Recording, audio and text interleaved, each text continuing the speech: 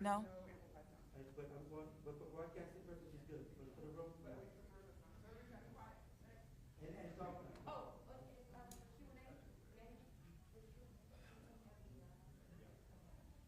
Which camera? Which camera? Which camera? Identify what camera you're using.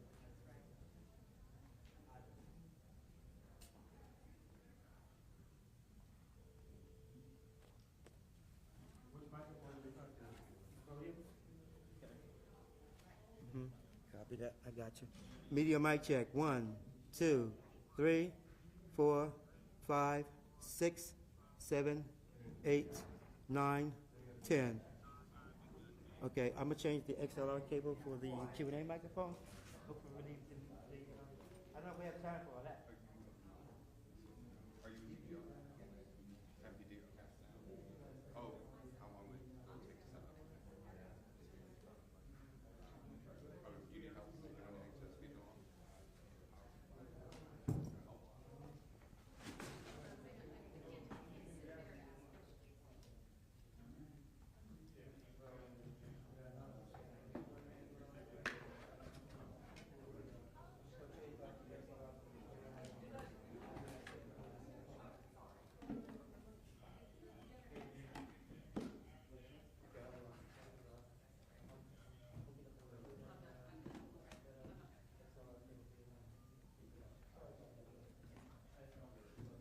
Would you be able to plug in over there using the mold? I don't. At this point, I don't think we need the mold. We just need the speakers.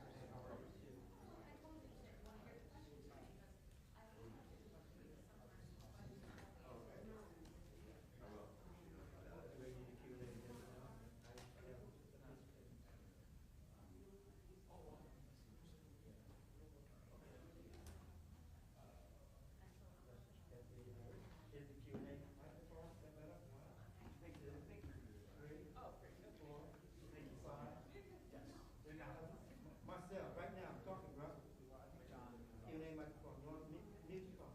1, 2, 3, 4, 5. Q&A mic. 1, 2, 3, 4, 5. 1, Q&A mic. 1, 2, 3. That's better. No more.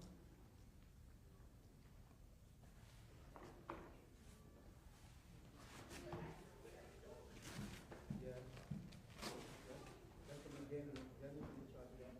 And that's the problem for this. Instead of one location for one microphone. So yeah, I'm trying to do that.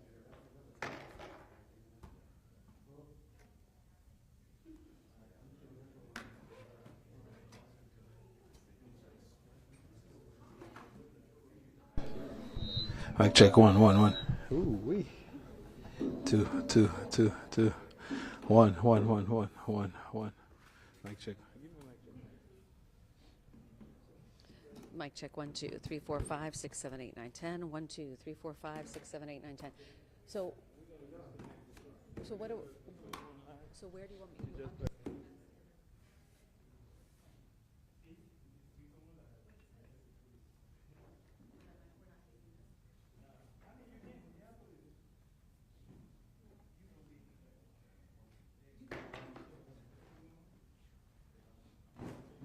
We can use this system to feed the room, but I'm not going to use it for broadcast.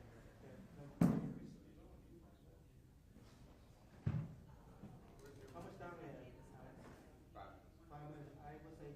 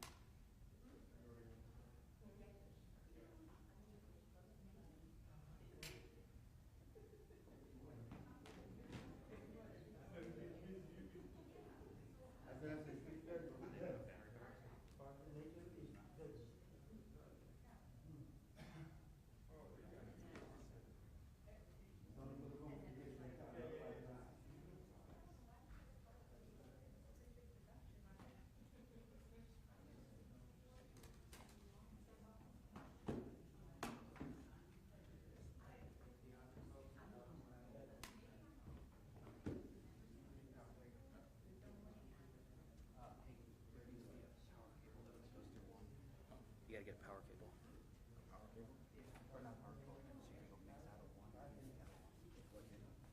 There's a quarter-inch in the side pocket of one of those bags.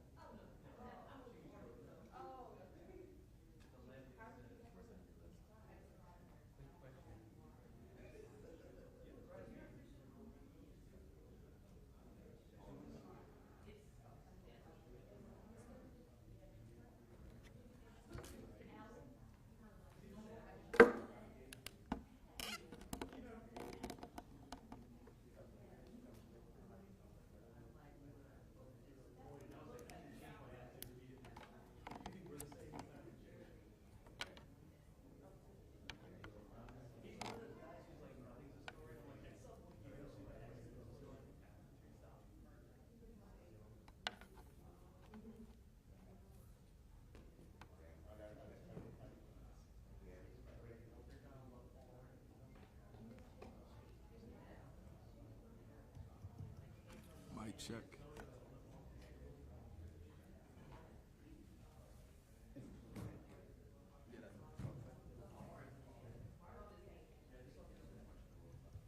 Mic check.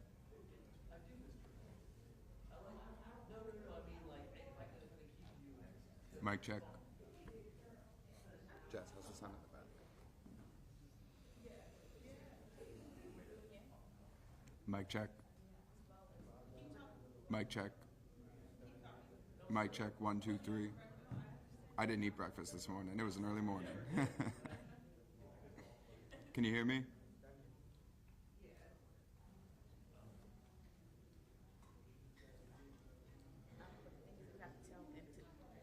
Can we bring this one? Because they're not going to talk like that. So Yeah, yeah. probably bring it over as much as possible.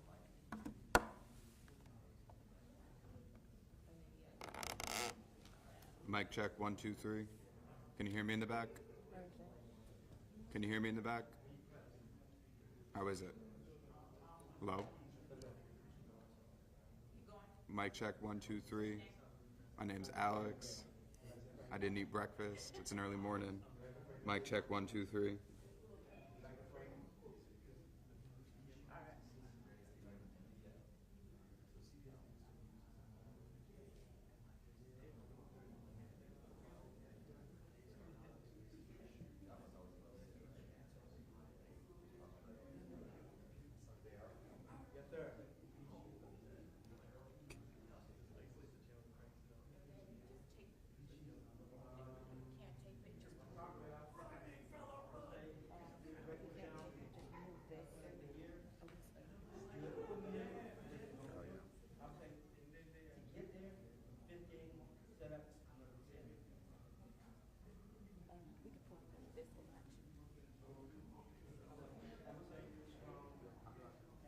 Dora, how's the sound in the back? Mic check. 1, 2, 3. Mic check. 1, 2, 3. Can you hear me, Dora? Yeah.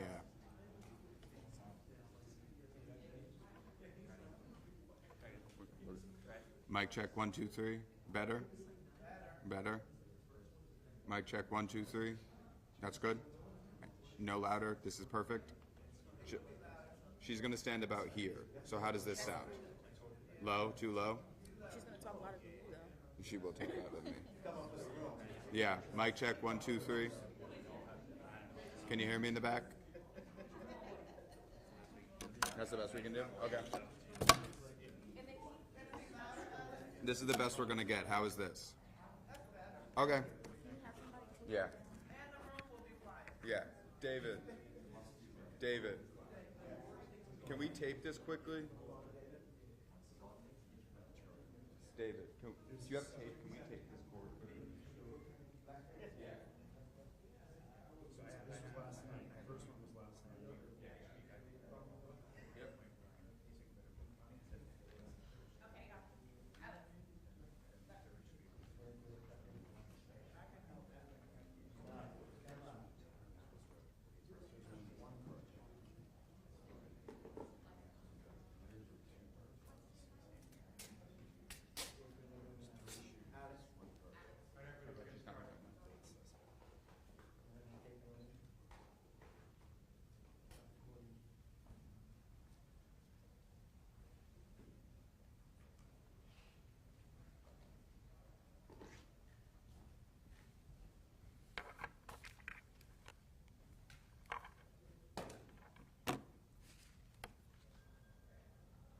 Good morning. I'm Muriel Bowser, Mayor of Washington, D.C. I'm here today at MPD headquarters and joined by Executive Assistant Chief of Police Jeff Carroll of the Metropolitan Police Department. We are here to provide an update on two shootings that happened yesterday evening. The first in the 900 block of K Street Northwest, and less than 2 hours later in the 300 block of N Street Northeast. I want to start by sharing my deep sadness and condolences to the victims of these shootings. Our first victim is in critical condition at a local hospital, and our second victim was killed at the scene. The violence that we saw yesterday was senseless and tragic, and we know that two families are experiencing an unthinkable tragedy. I want to thank the members of the public who came forward and provided tips to MPD to allow them to develop a suspect. MPD worked quickly to identify that suspect and get all vehicle information and photo information out to the press and the community. I also want to thank our regional law enforcement partners who worked hand in hand with MPD overnight on this case. And so with that, I want to turn to Chief Carroll for a law enforcement update. All right, good morning, everyone. Again, as the mayor indicated, I'm Jeffrey Carroll. I'm the Executive Assistant Chief here at the Metropolitan Police Department in Washington, D.C. First off, I want to echo the mayor's sentiments. This is a very tragic circumstance that we're going to talk about today that involves at least two incidents that occurred in the District of Columbia and multiple incidents that also occurred in Prince George's County that impacts the entire National Capital Region. I also want to highlight that at this point there is no ongoing threat to the community, and I want to thank everyone who shared information with the Metropolitan Police Department and our law enforcement partners with this. So the events began yesterday evening in the 900 block of K Street Northwest. Members of the Metropolitan Police Department responded at approximately 5:45 p.m. for the report of a shooting. Once on the scene, the officers and detectives began to investigate the scene and the information that we had there, and what we were able to discover through interviewing witnesses and video footage is that an individual who had been sitting in the area entered a vehicle that was parked and waiting in the 900 block of K Street, was in that vehicle for a short period of time, during which they discharged a firearm and shot the individual inside that vehicle. The suspect then fled from that vehicle, exited, and fled eastbound from the location. The driver of the vehicle then exited the car, walked to the sidewalk where they collapsed, and officers arrived on the scene. From that scene, we began to investigate and determine more information related to that. What we also learned through our subsequent investigation is at approximately 7:05 p.m., This same individual was in the 1000 block of 3rd Street Northeast, where he attempted to conduct a carjacking. In that case, he was unsuccessful, and he fled and ran from the scene. Approximately 10 minutes later, he then was in the 3rd and N Street Northeast area, where he approaches two individuals that are outside of the vehicle, displays a firearm, demands the vehicle, and then he shoots a male individual.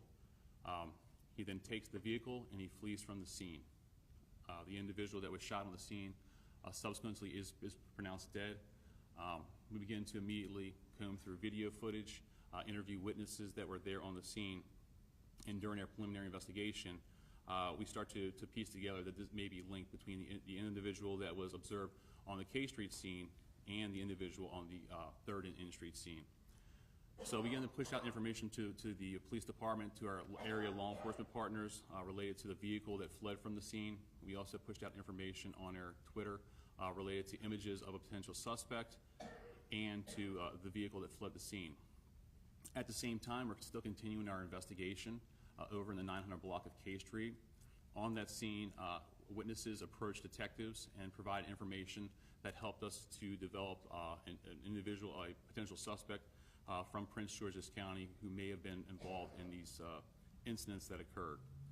With that information, the detectives began to look into that to find out who this person may be and connections from that. We also, through our information, were able to determine preliminarily it appeared that that suspect had been on both the K Street scene and on the scene at 3rd and N Street. A short time later, the vehicle that was carjacked from the 3rd and N Street homicide scene was located out in Prince George's County. The individual that dumped that car in Prince George's County then conducted another carjacking and began to be in the National Capital Region with officers then looking for that vehicle. We know that at approximately 3 a.m., the vehicle that was carjacked out in Prince George's County, a Nissan Rogue, drove past an MPD vehicle in the area of 295 and the 1st Street exit near the Blue Plains Water Treatment Facility and shot at an MPD cruiser, striking the vehicle on the driver's side door. The officer was not injured in that encounter, and the vehicle then fled from the area. After that, a short time later, still looking for the vehicle, officers in the National Capital Region were able to locate that vehicle out in Prince George's County, Maryland, where we are aware that members of the New Carrollton Police Department had an encounter with that suspect, ultimately resulting in a police-involved shooting, where they have more details about the actual incident that occurred out there. With that, we do believe that the individual that was involved in the incident in Prince George's County is the suspect that committed the assault with intent to kill here in the District of Columbia in the 900 block of K Street, the attempted carjacking in the 1000 block of 3rd Street Northeast, and the homicide that occurred in the area of 3rd and N Street Northeast. And with that, those are the facts of the case. I would ask that anyone who does have information who may have been in the area of any of these locations, please contact the Metropolitan Police Department to share any video or information they may have at 202-727-9099. With that, I'll turn it back over to you, Madam Mayor. The chief can take any questions. Sure. Mark? Could you walk us through again kind of the timeline? Because it seems like there were maybe 4 locations in DC and 2 in PG. So Yep. it appears, and correct me if I'm wrong, at 900 K Street around 5:45, you had the first incident. Is that correct? That's correct. And that's where somebody was critically shot inside the car. That's correct. And the suspect fled on foot from there. Then it seems like there was another attempted carjacking, is that right? Yes, that's correct. Is that Florida and 3rd? Yes, the 1000 block of 3rd Street of Florida and 3rd Street area. Okay, was there a shooting there, or? No, in that case, a firearm was displayed, but there was not a shooting there. Okay, and then the 3rd location is New York and 3rd? It's the 1200 block of 3rd Street or 3rd and N Street Northeast, so right up. Fatal carjacking shooting? Yes, this is the shooting. Fled in the car there? That's correct. Okay. At some point after that, he's driving by Blue Plains? Yes, at approximately 3 o'clock in the morning, that the vehicle that he stole or carjacked from the homicide that occurred at 3rd and N, he took out into Prince George's County. He dumped that vehicle. He got another vehicle. He conducted another carjacking. Eventually, there is a vehicle he's involved in out in the county that comes back in. It's a Nissan Rogue. That is the vehicle that was located out inside New Carrollton. That vehicle drives past the MPD cruiser and discharges a round, shoots at an officer. Does it hit the car? It does hit the car on the driver's side door. But nobody is injured? The officer was not injured. Was there a car chase involved at any point? There was not a car chase involved at that point. Okay, now he goes back into Prince George's County where he's spotted by New Carrollton. Yes, there was an encounter with New Carrollton Police. And I should say, throughout the evening, we were coordinating with our law enforcement partners, obviously trying to locate where this vehicle was. Some of the challenges were the multiple vehicles that were changing, and even crossing the jurisdictional boundaries. Some of the methods that we used to try to locate the individuals were not successful. And is the suspect deceased? At this time, that's involved in the police involved shooting on Prince George's County. I don't have that information. That's something to follow up with the Prince George's County authorities. I appreciate your time. Yep, absolutely.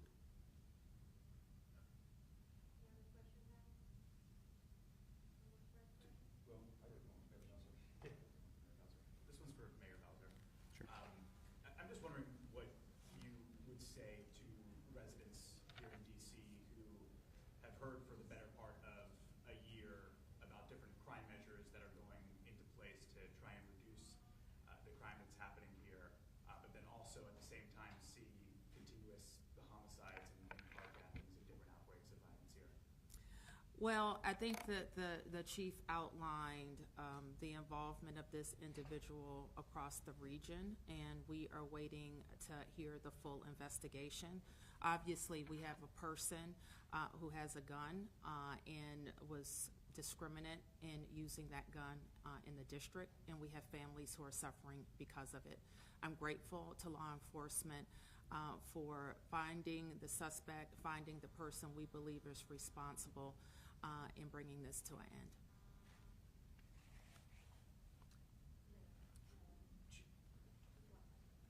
Good morning. We also had an unconfirmed report of shots fired 295 at exit 1A Pennsylvania Avenue this morning. There was an officer stopped there. Any information if that may be connected? Sure, so that's the one I spoke about. So exit 1, yeah, so on 295 at exit 1 is actually where it was at.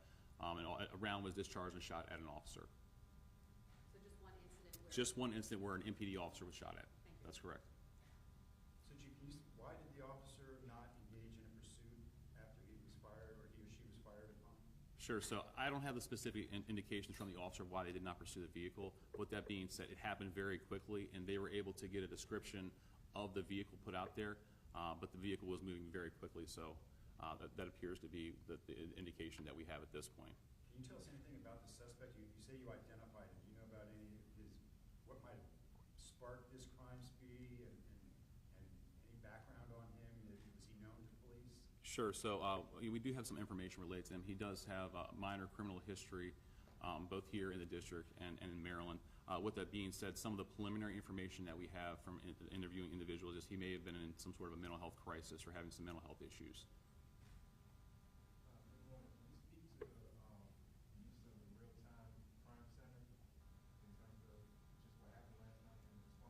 Sure, absolutely. So our real-time crime center is not activated yet, but situations like this is where the real-time crime center will be pivotal.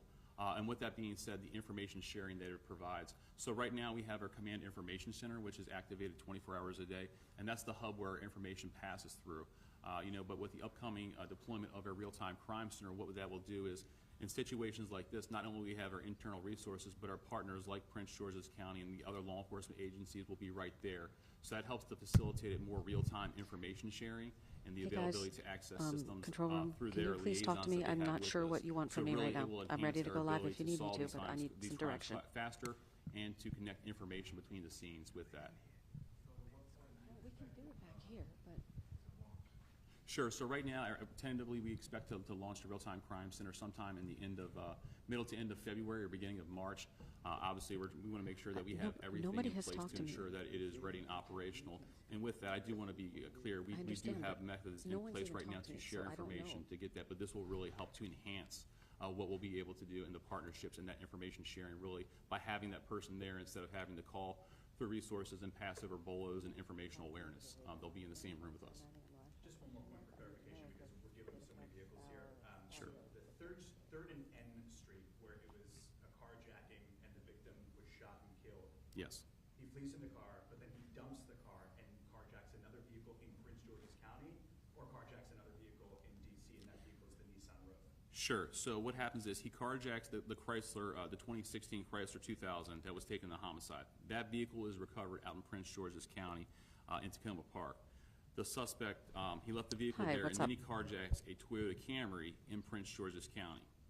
A short time later, he then orders a rideshare vehicle. Kyle, can you hear me? And then he carjacks that, which is the Nissan Rogue. So that's why I say it's very nuanced. There are a lot of crimes that occurred in the district and in Prince George's Hey, County. listen, That's they why, don't you know, really the want me doing information this in sharing the and connections press there. conference room, so I'm going to try to keep it as quiet as I Yes, can. we have the one in the district that was carjacked from the homicide scene, the Chrysler, and then we have, when he got out into Prince George's County, he picks up the Camry, and then he then ends up in the Nissan Rogue, which the Rogue is the vehicle that shot at the officer, the MPD officer, at approximately 3 a.m. Is there any indication that the suspect knew any of the victims in this case? Sure, so again, this is preliminary, but no, we have no indication that the suspect knew any of the victims that were in this case or had a connection to the locations. And then can you tell us anything demographically about the suspect? Is it juvenile, adult, DC resident, Maryland resident? Sure, I can just speak, as I said, because due to the notifications of the next of kin and the situation out in Prince George's County, what I can say is we do know that the suspect is an adult. The information that we have is he does reside inside Maryland, Prince George's County.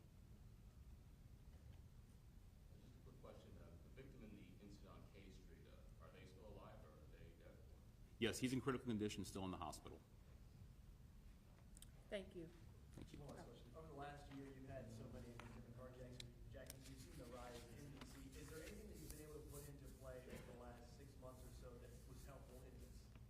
Sure, I mean, I think the coordination and the partnerships that we built with both our local law enforcement officers and the FBI to share information, you know, in this case, we had a lot of resources, not just MPD resources, but working with our resources and our federal partners as part of the Capital Area Regional Fugitive Task Force to try to locate this individual. And that's like, things like that are specifically made for this region, right? To have various law enforcement agencies and federal law enforcement agencies working together in an attempt to locate this.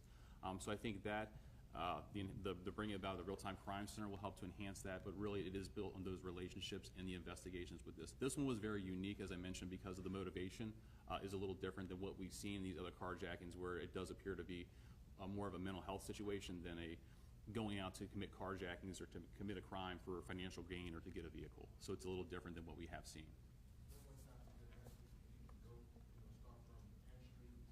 We can go over that Afterwards. when we wrap up if you still have questions. Yep. Thank you. Yep, thank you. Ready? Any update on the rabbi that was attacked on Sunday at all?